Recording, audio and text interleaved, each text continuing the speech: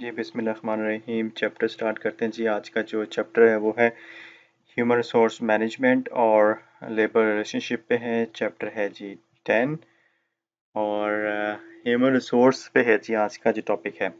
Business में जो human resource का डिपार्टमेंट है वो बहुत ही इंपॉर्टेंट होता है क्योंकि बाकी सब डिपार्टमेंट इससे लिंक होते हैं। तो ह्यूमन रिसोर्स क्या होती है जी, उसको समझने के लिए सबसे पहले हमें ये समझना होगा कि हर ऑर्गेनाइजेशन में जो एम्प्लॉय होते हैं इनकी इम्पोर्टेंस क्या है।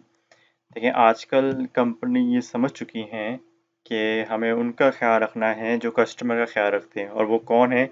वो एम्प्लॉयी है। जो एम्प्लॉइज़ हैं उनको आजकल कंपनी टैलेंट टैलेंट समझती है, ह्यूमन टैलेंट है वो ह्यूमन कैपिटल है, इनटेंजिबल एसेट्स हैं। वो हम लोग के एसेट्स हैं, हम उन पे पैसा खर्च करते हैं और वो हमें रिटर्न देते हैं इन टर्म ऑफ प्रॉफिट। अच्छी कस्टमर सर्विस देके, अच्छी चीज़ें बना के, कंपनी के लिए डिफरेंट सोच के एंटरप्रेन्योरियल थिंकिंग से कंपनी को ही बेनिफिट देते हैं। तो ये एम्प्लॉय जो है बहुत इंपॉर्टेंट है आजकल। एम्प्लॉय को कॉस्ट नहीं, एम्प्लॉय को इन्वेस्टमेंट समझा जाता है आजकल। देखिए जी, जो आम बिजनेसमैन है वो समझेगा उसका जो एम्प्लॉय है उसके पास हाथ है और पाँव है, उसने काम करना है, इंस्ट्रक्शन दे दी उसने फॉलो करनी है। लेकिन आजकल जो अच्छी ऑर्गेनाइजेशन है वो समझ चुकी हैं कि एम्प्लॉय जो है वो it's a whole person actually. उसकी आइज़ हैं, ईयर्स हैं, वॉइस है, हार्ट है, फीलिंग्स हैं। तो हमें सबका ख़्याल रखना है। अगर हम उसकी फीलिंग्स का भी ख़्याल रखेंगे तो वो अच्छे से परफ़ॉर्म करेगा। बेशक जितना भी कॉम्पिटेंट हो, अगर वो इमोशनली स्टेबल नहीं है इसका मतलब उसकी परफ़ॉर्मेंस ठीक नहीं होगी। अच्छा जी, देखिए यहाँ पे एक और फैक्ट बताया गया है कि 78% ऑफ द एम्प्लॉइज़ वो मोटिवेट होते हैं जब उनको रिकॉग्नाइज़ किया जाए जॉब में। मतलब उनको अगर कहा जाए कि वेल डन, या बहुत अच्छा काम किया आपने, तो वो बहुत खुश होते हैं। मतलब 78% लोग जो है वो मोटिवेट होते हैं काम करने से। अच्छा जी, उसके बाद अब हम समझते हैं जी कि ह्यूमन रिसोर्स है क्या। ह्यूमन रिसोर्स को HRMB कहते हैं, human resource management. Human resource management.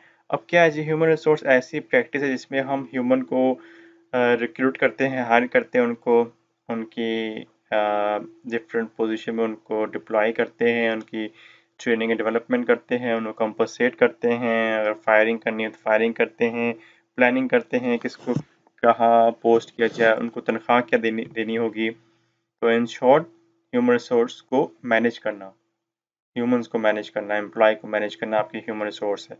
एक को यहाँ पे लिखा गया, putting the right person at the right place at the right time. सही टाइम पे सही बंदे को सही जगह पे लगाना आपके ह्यूमन रिसोर्स है। आप देखिए, ये ह्यूमन रिसोर्स है। देखिए, ये सब ये लोग काम करते हैं, रिसर्च करते हैं ये लोग कि हमें कितने एम्प्लॉय की ज़रूरत होगी, और उसके बाद उनकी मैनेज एंड डेवलपमेंट करते हैं, उनको लीड करते हैं, परफॉर्मेंस चेक होती है, उनके स्किल्स डेवलप करते हैं, रिवॉर्ड भी देते हैं, ट्रेनिंग करवाते हैं, मोटिवेट करते हैं। तो ये एक ओवरऑल फंक्शन है आपके ह्यूमन रिसोर्स डिपार्टमेंट का। अब ह्यूमन रिसोर्स में जो एक डिफरेंट के डिस्कस करते हैं फंक्शंस क्या होते हैं। एक है जी आप उसके HR प्लानिंग प्रोसेस, प्लानिंग की बात की जा रही है यहाँ पे। ह्यूमन रिसोर्स प्लानिंग ऐसा नहीं है कि कभी भी किसी को भी हायर कर लिया हमने या कोई छोड़ के चला गया तो फिर सोचते हैं जी अब किसको रखें। जब भी कोई छोड़ के चला जाए उससे पहले ही सब प्लानिंग हो जाती है। फॉर एग्जांपल आप यहाँ देखें, यहाँ पे लिखा है कि HR प्लानिंग प्रोसेस में सबसे पहले आपके जो जॉब्स हैं आपके ऑर्गेनाइजेशन में उनका एनालिसिस होता है कि किस टाइप की जॉब्स हैं आपके ऑर्गेनाइजेशन में और उनके लिए स्किल्स कौन कौन सी ज़रूरत है। इसमें जॉब एनालिसिस में यहाँ पे आपके दो चीज़ें आती हैं, job description and job specification. इसको JD भी बोलते हैं, JS भी बोलते हैं। अक्सर पूछते हैं प्रोफेशनल एनवायरनमेंट में JD क्या है जॉब की, और जॉब की JS क्या है। तो आपने समझ जाना है कि job description and job specification की बात कर रहे हैं। अब जॉब स्पेसिफिकेशन डिस्क्रिप्शन क्या है कि जॉब किस तरह की है, जॉब का टाइटल क्या है, हमने काम करना क्या है उसमें, हमने किसको रिपोर्ट करना है। जैसे डाटा एंट्री की जॉब है, टाइटल डाटा एंट्री, किसको रिपोर्ट करना है, सुपरवाइजर को रिपोर्ट करना है। 9 to 5 आपकी जॉब होगी, फलां फलां ये चीज़ें होती है उसमें। अब जॉब स्पेसिफिकेशन में क्या आएगा कि इसके लिए आपको स्किल्स कौन से रिक्वायर्ड हैं। आपकी टाइपिंग स्पीड अच्छी होनी चाहिए, आप पंक्चुअल हो, आपकी जो वर्ड पिकिंग एबिलिटी है वो अच्छी हो, तो job description and job specification ये अगर पता होंगे किसी ऑर्गेनाइजेशन में तो हमें जॉब एनालिसिस का पता लग जाएगा। अच्छा जी, यहाँ पे बताया गया है जॉब डिस्क्रिप्शन और जॉब स्पेसिफिकेशन का, और यहाँ पे एक लिंक दिया है मैंने, यहाँ से अगर आप देखें तो और ज़्यादा इसकी डिफ्रेंशिएट इसको किया गया। अब देखिए नेक्स्ट जो हम लोग को यहाँ पे था कि जॉब एनालिसिस, उसके बाद जॉब एनालिसिस किस टाइप की जो हमारे ऑर्गेनाइजेशन में है, किस किस तरह के कौन कौन से स्किल्स होते हैं उसमें, और उसके बाद हमने फोरकास्टिंग करनी है कि हम कहाँ से फ्यूचर में अगर पोस्ट ओपनिंग होती है तो कहाँ से हम हायरिंग कर सकते हैं। एक होती है फोरकास्टिंग इंटरनल सप्लाई, एक होती है forecasting external supply. Internal supply होती है कि आपके एग्जिस्टिंग जो एम्प्लॉय काम कर रहे हैं वो कितने हैं, क्या वो रिप्लेस कर सकते हैं फ्यूचर में किसी और एम्प्लॉय को। कोई भी जॉब ओपनिंग है आपके ऑर्गेनाइजेशन में तो सबसे पहले आप इंटरनल देखते हैं कि कौन सा एम्प्लॉय उसको फिल कर सकता है गैप को, इसकी हम फोरकास्टिंग करते हैं। फिर उसके बाद एक्सटर्नल सप्लाई की हम फोरकास्टिंग करते हैं कि क्या बाहर से हम लोग इसको हायर कर सकते हैं। जैसे फॉर एग्जांपल पीएचडी कितने हैं पाकिस्तान में, क्या पीएचडी सब एम्प्लॉयड हैं या अनएम्प्लॉयड हैं, क्या हम हायर कर सकते हैं या नहीं कर सकते, या बाहर से किसी को एम्प्लॉय करना होगा किसी और मुल्क से। अच्छा जी, रिप्लेसमेंट चार्ट आपकी इंटरनल हायरिंग में ही रिप्लेसमेंट चार्ट होता है। मतलब आपके डिफरेंट पोजीशन पे डिफरेंट लोग हैं, वो कभी ना कभी एक दूसरे को रिप्लेस करते जाते हैं। जो सुपरवाइजर है वो मैनेजर बन गया, जो मैनेजर है वो सीईओ बन गया, तो ये रिप्लेसमेंट चार्ट होता है। ये जैसे जैसे तरक्की होती जाए, एक्सपीरियंस होता जाए, उसको आगे प्लेस हम करते जाएं। इसके लिए एम्प्लॉय इंफॉर्मेशन सिस्टम बहुत ज़रूरी है। एम्प्लॉय इंफॉर्मेशन सिस्टम में हर एम्प्लॉय का डाटाबेस होता है कि किसने कब ज्वाइन किया, वो क्या काम करता है, उसकी तनख्वाह कितनी है, उसने क्या क्या परफॉर्मेंसेस दी, ताकि उसकी करियर डेवलपमेंट में आसानी हो। तो ये एचआर के पास बहुत अच्छा एक डाटा मेंटेन होता है। अच्छा जी, नेक्स्ट है जी आपका रिक्रूटमेंट ऑफ ह्यूमन रिसोर्स, मतलब हायरिंग किस तरह से की जाती है। Recruitment mean hiring, hiring of human resource, again वही हम डिस्कस कर चुके हैं जो फोरकास्टिंग में हमने डिस्कस किया कि हम लोग के पास इंटरनल फोरकास्टिंग होती है, एक्सटर्नल फोरकास्टिंग होती है। अब हम लोग के पास ऑप्शन है कि हम इंटरनल को कंसिडर करें या एक्सटर्नल। अच्छा, जैसे ही कोई जॉब ओपनिंग आती है हम उसकी एडवर्टीजमेंट करते हैं, लोगों के पास फॉर्म जाता है, लोग एप्लीकेशन उसकी फिल करते हैं, कंपनी के पास एप्लीकेशंस आती हैं। कुछ लोग फ़िल्टर होते हैं, जो लोग फ़िल्टर होते हैं एलिजिबल होते हैं उनको बुलाया जाता है, टेस्ट कंडक्ट होता है, उसमें से जो पास होते हैं उनका इंटरव्यू कंडक्ट किया जाता है। उसके बाद डिफरेंट ऑर्गेनाइजेशन के डिफरेंट प्रोसेस है, कोई मेंटल एबिलिटी चेक करते हैं, कोई डिफरेंट टाइप के टेस्ट करवाते हैं। यहाँ पे लिखा है जी ड्रग टेस्ट होता है, करेक्ट सर्टिफिकेट भी ले जाता है, पुलिस स्टेशन से भी सर्टिफिकेट ले जाता है, पॉलीग्राफ भी टेस्ट एक किया जाता है। पॉलीग्राफ है जी आपको वायरिंग लगा दी जाती है और आपको मशीन के सामने बिठा देते हैं, आपसे जो क्वेश्चन पूछते हैं तो आ, आप उसका जवाब देते हैं। अगर वो आप गलत जवाब देते हैं तो मशीन में आ जाता है, जिसको हम लाई डिटेक्टर भी कहते हैं। फिर क्रेडिट चेक्स होता है, फिर आपके रेफरेंस है, मतलब हम ये चेक करते हैं कि इसका आ, इसके इसके रेफरेंस किससे है, ताकि टू मेक श्योर कि बंदा ये गलत काम भी करता है, या उस किसी से हमने किसी से पूछ-गीछ करनी हो तो उस बंदे से भी हम पूछ-गीछ की कर सकते हैं। जितना रेफरेंस आपका स्ट्रॉन्ग होगा उतना कंपनी को आप पे कॉन्फिडेंट बिल्ड होता है। अच्छा जी, नेक्स्ट है जब हायरिंग होंगी उसके बाद ये training and development. Human resource का ये भी काम है कि अपने एम्प्लॉय की time to time training and development करते जाएँ। ट्रेनिंग एंड डेवलपमेंट में डिफरेंस ये है, ट्रेनिंग आपके टेक्निकल स्टाफ्स को दी जाती है किसी टेक्निकल चीज़ के लिए। फॉर एग्जांपल कुछ चीज़ बनाने के लिए मैन्युफैक्चरिंग में मोस्टली काम होती है। फॉर एग्जांपल आपको सॉफ्टवेयर, आपको माइक्रोसॉफ्ट वर्ड नहीं आता, ठीक है, वो टेक्निकल ट्रेनिंग है, आपको बताएंगे ये ऐसे ऐसे होता है, ये फॉर्मूला होता है, तो टेक्निकल ऑपरेशनल है। डेवलपमेंट है जी आपकी पर्सनैलिटी से लिंक होता है, ये मोस्टली मैनेजर और प्रोफेशनल को दी जाती है। फॉर एग्जांपल सेल्स कैसे होती है, स्ट्रेस मैनेजमेंट और how to be a good leader, ये आपकी पर्सनालिटी डेवलपमेंट कर रहे होते हैं। तो ट्रेनिंग एंड डेवलपमेंट दोनों ही इम्पॉर्टेंट होती है। अच्छा, ट्रेनिंग के भी डिफरेंट टाइप्स है। एक आपकी ऑन जॉब ट्रेनिंग है, एक ऑफ जॉब ट्रेनिंग है, और एक है जी आपकी वेस्टिब्यू है। ऑन जॉब ट्रेनिंग आप ऑफिस टाइम में ही आपको ट्रेनिंग दी जाती है, जो आप काम कर रहे हैं उसी में ट्रेनिंग दी जाती है आपको कि ये काम इस तरह से परफॉर्म करना है। फॉर एग्जांपल आप बैठे हुए जी माइक्रोसॉफ्ट में काम कर रहे हैं ऑफिस में ही, तो वहीं पे आपको ट्रेनिंग दी जाएगी कि ये फाइल आपने इस तरह से बनानी है। तो उसमें एरर के चांसेस भी कम होते हैं, एरर के चांसेस बहुत कम होते हैं। जैसे हम मैन्युफैक्चरिंग में हैं, कोई चीज़ मैन्युफैक्चर कर रहे हैं, तो आपको आपका सुपरवाइज़र आके बताता है जी कि ये चीज़ इस तरह से बनानी है।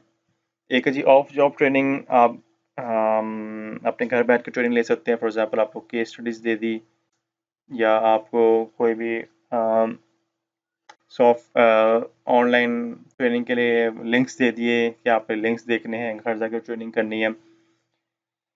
फिर नेक्स्ट है जी आपके वेस्टिब्यूल, भी आपके ऑफ जॉब ट्रेनिंग ही है, लेकिन आपको ना एक रियल एनवायरनमेंट प्रोवाइड किया जाता है जो रियल नहीं होता। फॉर एग्जांपल अगर आप बात की जाए, आपको बताना है कि फ़ोटोकॉपी किस तरह से करते हैं। एक तो ऑन जॉब ट्रेनिंग ये है कि ऑफिस में आप कोई फ़ोटोकॉपी निकालनी है तो आपको बताएंगे जी ये बटन दबाना, ये फ़ोटोकॉपी निकल आएगी, ये हम लोग का डॉक्यूमेंट आ गया। ठीक है जी। या आपको कहें जी ये फ़ोटोकॉपी मशीन आप घर ले जाएं, तो घर लेके जाके आप जितनी मर्ज़ी फ़ोटोकॉपी करवा लें।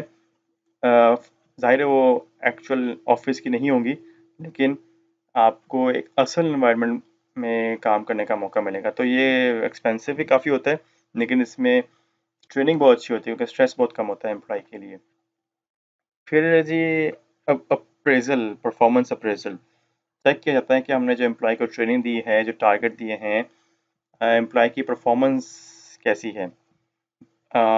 उसके डिफरेंट मेजर्स यूज़ किए जाते हैं। देखिए यहाँ पे लिखा भी है, क्वालिटी ऑफ परफॉर्मेंस कैसी है उसकी, कस्टमर सर्विस कैसी थी, पंचुअल था या नहीं, बिहेवियर कैसा था, और ये सुपरवाइजर उसका फिल करता है एम्प्लॉय का। अच्छा, डिफरेंट उसके टेक्निक से, कुछ सुपरवाइजर से फिल करवाते हैं, कुछ ब्रांच मैनेजर से फिल करवाते हैं, कुछ सबऑर्डिनेट से फिल करवाते हैं, ताकि ये पता चल सके कि बॉस भी अच्छा है या नहीं।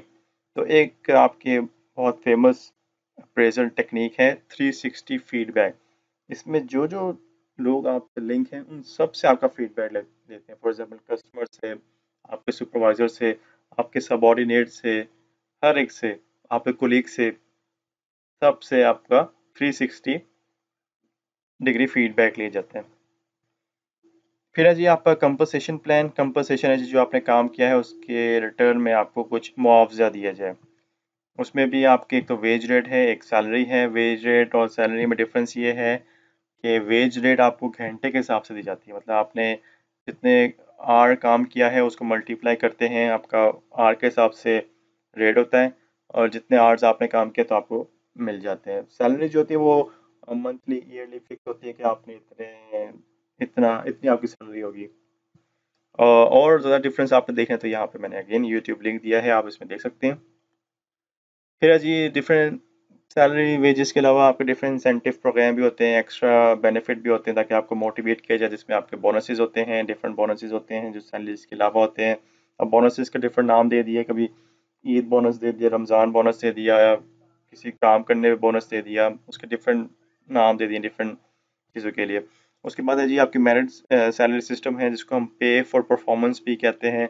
मतलब आपने कुछ एक्स्ट्रा ऑर्डिनरी परफॉर्मेंस दी है, आपने डिफरेंट चीज़ बना दी है, तो उस पर आपको एक्स्ट्रा पेमेंट कर दी जाती है। एक है जी आपका गेन शेयरिंग प्लान, और इसको हम प्रॉफिट शेयरिंग भी कहते हैं। गेन शेयरिंग, प्रॉफिट शेयरिंग एक ही बात है कि आपके डिपार्टमेंट ने बहुत अच्छी परफॉर्मेंस दी है, तो एक्स्ट्रा आपने प्रॉफिट गेन किया तो वो डिवाइड कर देते हैं सबको। फॉर एग्जांपल जो अगर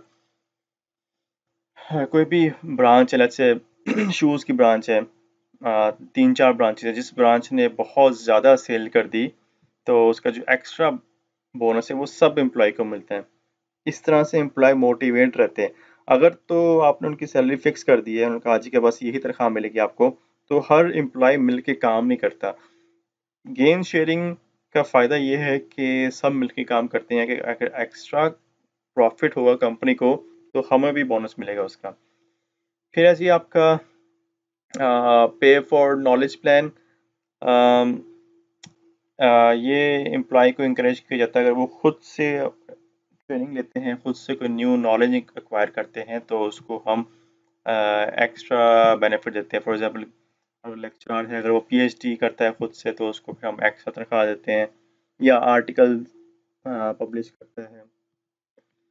फिर और बेनिफिट्स में क्या है जी, आपके इंश्योरेंस प्लान, इंश्योरेंस दी जाती है आपको, मेडिकल अलाउंस भी दी जाते हैं।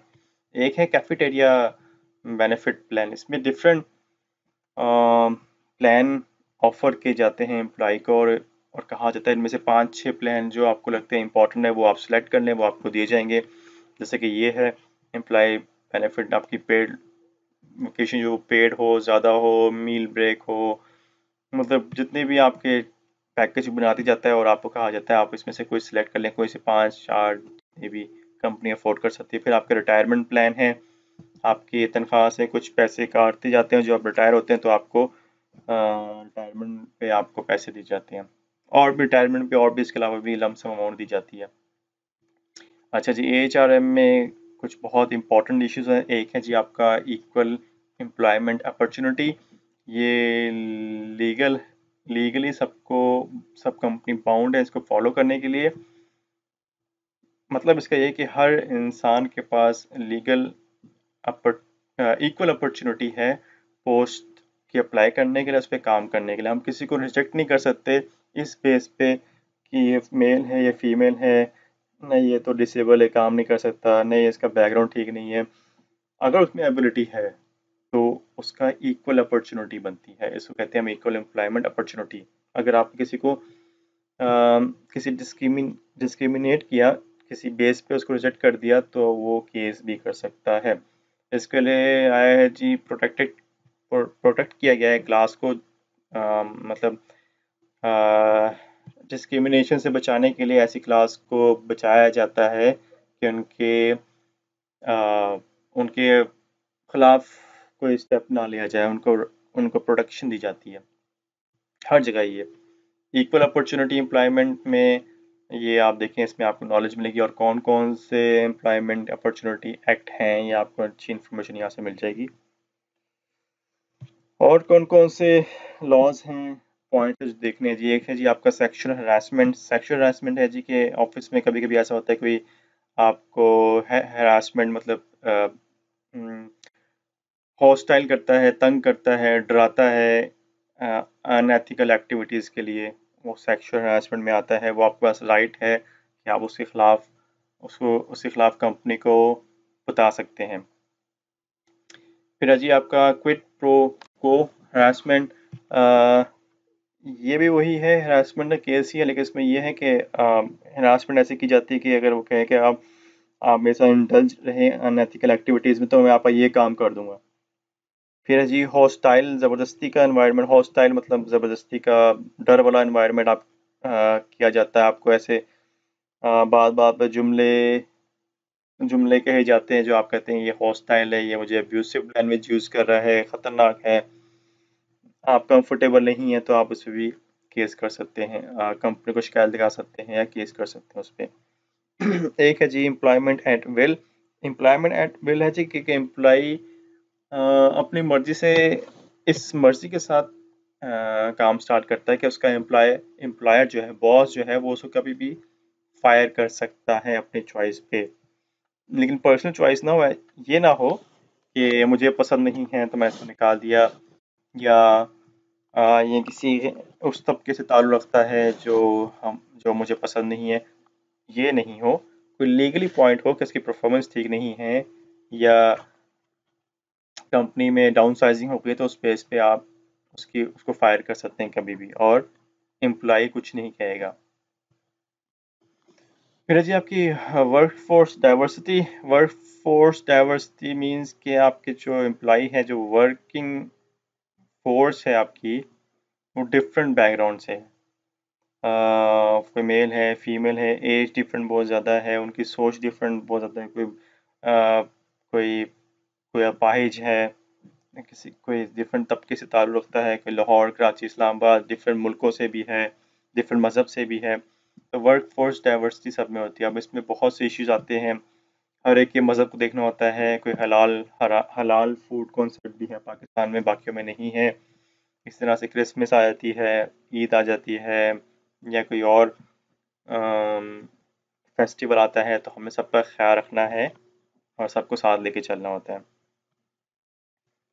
फिर आपके नॉलेज वर्कर्स होते हैं, ऐसे वर्कर जिनके पास ज़्यादा नॉलेज है, जिनके पास ज़्यादा एक्सपीरियंस है, तो उनको हमें ज़्यादा कंपनसेट करना होता है, उनका ख्याल रखना होता है। उनको कंपनसेशन भी मार्केट के हिसाब से दी जाती है, ताकि वो मोटिवेट रहें और मूव ना हो जाएं। फिर आपके जी कॉन्टिजेंट वर्कर्स हैं, ऐसे वर्कर्स जो आपके फुल टाइम वर्कर्स नहीं होते, लेकिन उनको हम इमरजेंसी के रखते हैं कि अगर कभी ज़रूरत पड़ जाए तो हम इनसे काम करवा सकते हैं। ये आपके जैसे ठेके पे काम करवा लें, आपके आउटसोर्सिंग इसको भी कहते हैं, आपके फ्रीलांसर इसमें आते हैं, आपके इंटर्निस आ जाते हैं।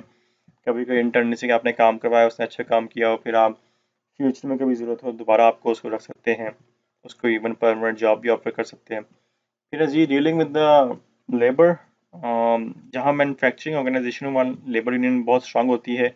लेबर यूनियन क्या है जी कि ऐसी यूनियन बन जाती है जो मजदूर के राइट्स का ख्याल रखती है कि उनको ठीक वेज रेट मिले, उनके हेल्थ का ख्याल रखा जाए, उनको बेनिफिट दिए जाएं जो बाकी एम्प्लॉयज़ को दिए जाते हैं। तो उनके साथ रिलेशनशिप बिल्डअप करना बहुत ज़रूरी है। अगर रिलेशनशिप बिल्डअप नहीं होगी, उनका ख्याल नहीं रखा जाएगा, तो वो स्ट्राइक पे जा सकते हैं। जैसे कि यहाँ पे है वो उनसे बारगेनिंग, कलेक्टिव बारगेनिंग है जी कि ऐसा प्रोसेस जिसमें लेबर और मैनेजमेंट नेगोशिएट करते हैं किसी एक चीज़ पे। मतलब कोई एक चीज़, आपके लेबर यूनियन ने कहा कि हमें इस चीज़ में प्रॉब्लम है, फिर वो मिल बैठ के बारगेनिंग करते हैं। तो अगर आपकी रिलेशनशिप अच्छी होगी तो बारगेनिंग करना ईजी हो जाता है। ये देखिए जी, लेबर यूनियन ये देखिए, ये बारगेनिंग जोन है। इसमें जो आपके लेबर यूनियन है वो कहते हैं डिमांड, हम लोग की अलग से कहते हैं 10% इंक्रीज कर दीजिए तनख्वाह, ठीक है, इनकी डिमांड है। लेकिन एम्प्लॉयर क्या चाहता है कि नहीं यार, ये 10% नहीं, ये सिर्फ 2% इंक्रीज हो जाए, तो ये मैं चाहता हूँ, डिज़ायर रिजल्ट मैं चाहता हूँ। लेबर यूनियन की जो मिनिमम लिमिट है जिससे नीचे कभी नहीं आएंगे, वो यहाँ तक होती है। वो कहते हैं मतलब 10 उन्होंने कहा था, उन्होंने कहा कि कम से कम 4 तो हो ना, इससे नीचे नहीं आना। इसकी डिज़ायर 2 है, जो यहाँ तक नहीं आएंगे। एम्प्लॉयर की मैक्सिमम लिमिट जो है ना वो 8 तक है, इससे ऊपर नहीं। इसकी 10 तक है, 10 तक कभी नहीं जाएंगे, 2 तक कभी नहीं जाएंगे। अब ये जो इनकी एक्सपेक्टेशन है ना कि यहाँ तक ये लोग मान जाएंगे, इनकी भी एक्सपेक्टेशन कि यार यहाँ तक तो ये ले आएंगे। तो ये मैक्सिमम से लेके एक्सपेक्टेशन, इस मैक्सिमम और इस मैक्सिमम के बीच में ही कहीं ना कहीं बार्गेनिंग हो जाती है। लेट्स से 2 इसकी डिजायर थी, 10 इसकी थी, लेट्स से वो 5 या 6 पे मान जाएंगे, तो यह बार्गेनिंग जोन है। कॉन्ट्रैक्ट में कौन कौन से इश्यूज होते हैं जिसकी वजह से आपकी लेबर यूनियन बनती हैं? यही जो हमने डिस्कस किया कि उनको पे ठीक दी जाए, जॉब सिक्योरिटी हो, मतलब कि जॉब उनकी जाएगी नहीं, परमानेंट रहेंगी, बेनिफिट दिए जाएंगे, उनको राइट दिए जाएंगे, ये सब कॉन्ट्रैक्ट के पॉइंट्स होते हैं मोस्टली। अगर बार्गेनिंग फेल हो जाए तो क्या करते हैं लेबर यूनियन? स्ट्राइक पे चले जाते हैं, चीज़ें परचेज करना बंद कर देते हैं, या काम स्लो कर देते हैं, जिसका फ़ायदा नहीं होता, कंपनी को नुकसान होता है। अब मैनेजमेंट क्या कर सकती है? मैनेजमेंट या तो वो एरिया लॉक आउट कर देती है, स्पेसिफिक एरिया जहाँ पे वो जाके एम्प्लॉयर को नुकसान ना पहुँचाए, या तो वो स्ट्राइक ब्रेक करने के लिए उन सबको निकाल देती है, टेम्परेरी तौर पे वो दूसरे वर्कर रख लेती है, लेकिन वो बहुत महंगा काम है। अगेन, अगर ये स्ट्राइक पे चले जाए वो किसी का फ़ायदा नहीं है, वर्कर्स का भी नहीं और कंपनी का भी नहीं। अब इसमें सुलह सफाई करने के लिए या तो वो खुद बारगेनिंग जोन में जाए, या तो बारगेनिंग खुद दोनों आपस में नहीं कर सकते, तो 2 ऑप्शन होती है आपकी, मीडिएशन होती है और आर्बिट्रेशन होती है। मीडिएशन होती है जी कि थर्ड पार्टी का थर्ड बंदा आ जाए सुलह सफाई करवाने के लिए जी कि अच्छा मैं इनकी सुलह करवाता हूँ। जैसे कि हम देखते हैं कि डिफरेंट मुल्कों में अगर आपस में कॉन्फ्लिक्ट है तो तीसरा मुल्क बीच में आता है सुलह सफाई करवाने के लिए। पाकिस्तान इंडिया में प्रॉब्लम है तो अमेरिका आ जाएगा, सऊदी ईरान में कॉन्फ्लिक्ट है तो पाकिस्तान बीच में सुलह सफाई करवाने आ जाएगा, ये जी mediation, mediation mean third party, तीसरा बंदा। और आर्बिट्रेशन होता है जी कि ऐसा मेथड जिस या ऐसा इंस्टीट्यूशन जिसके पास ये लोग जाएं तो उनकी बात माननी ही होती है। फॉर एग्जाम्पल वो कहते हैं जी कि हम कोर्ट में चले जाएं, कोर्ट जो फैसले सुनाएगी हम दोनों मानेंगे, तो वो फिर उनको मानना होता है। बस जी, this is the end of the chapter. Human resource एक बहुत ही इम्पोर्टेंट एस्पेक्ट है किसी भी ऑर्गेनाइजेशन का, और ये इजी काम नहीं है, बहुत मुश्किल है। देखें, एक आपका एम्प्लॉय जब तक खुश नहीं होगा, कोई फ़ायदा नहीं है उसको हायरिंग करने का। तो उसकी हायरिंग से लेके उसकी एंड रिटायरमेंट प्लान तक उसको आपने इस तरह से रखना है कि वो उसको फील हो कि कंपनी उसको ओन करती है, उसको फील हो कि वो कंपनी का एक पार्ट है। वरना बहुत से लोग छोड़ के चले जाते हैं। अक्सर अगर जो लोग छोड़ के जाते हैं वो ये नहीं कहते कि कंपनी अच्छी नहीं थी, वो यही कहते हैं कि बॉस अच्छा नहीं था।